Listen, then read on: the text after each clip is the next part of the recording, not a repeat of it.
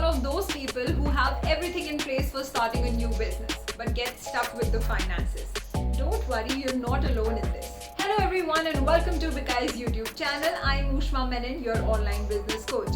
Finances can be a tricky subject, especially while working on a new project for the first time. So in today's episode of Vikai Startup Series, we will talk all about finances. Here we will cover every financial aspect that you need to assess before starting your business. But first of all, you need to understand and lock it in your head that it is extremely important to assess your finances beforehand.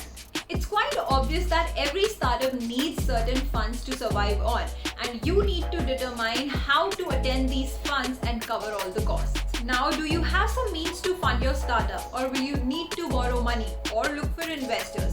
Have the entire plan in place as to what the cost will be and what will be your financial strategy.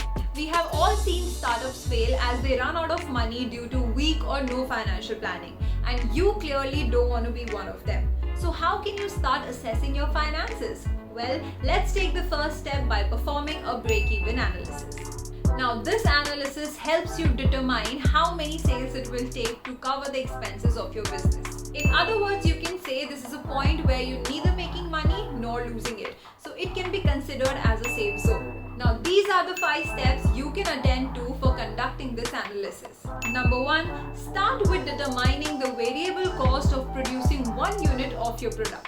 Number 2, determine the fixed cost for operating your business. This will include maintenance cost, packaging, rent, insurance, and similar expenses. Number 3, it's time to fix the selling price. And let me tell you, it will change as you eventually begin to see where the break-even point of your business lies.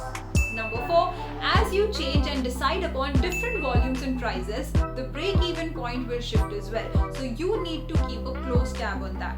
Number 5, at last create a spreadsheet with all the data to keep track. You can also convert this spreadsheet into a graph, which will help you plot the break-even point for different volumes and prices.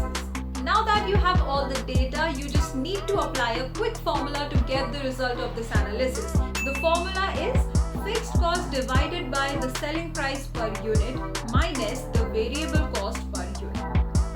And the result will be the break-even cost. So to maintain a sustainable business, you need to gather a minimum amount of funds that equal the break-even point. And now that you're done with your analysis, you need to closely and strictly watch your expenses. While starting a new business, you should not overspend. Things that won't help you to grow your business or reach your goal are the things that you don't need in the initial stages. I know it can be fascinating to have a fancy office and an expensive system to work on, but these luxuries can be welcomed once you have a successfully established business. Until then, stick to the greater plan of growing your business. The moral of the story is you should closely monitor the expenses to stay on track and avoid overspending on unnecessary things. Now with this, we come to the last section of our episode, which is the funding options.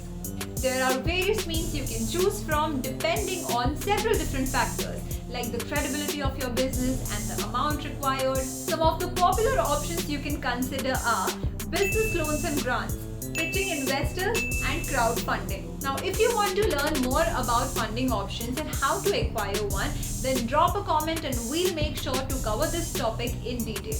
I hope you found this video helpful, and if you have queries, then you can drop them in the comment section or you can contact to our customer support team anytime. I'll see you in the next video. Till then, you keep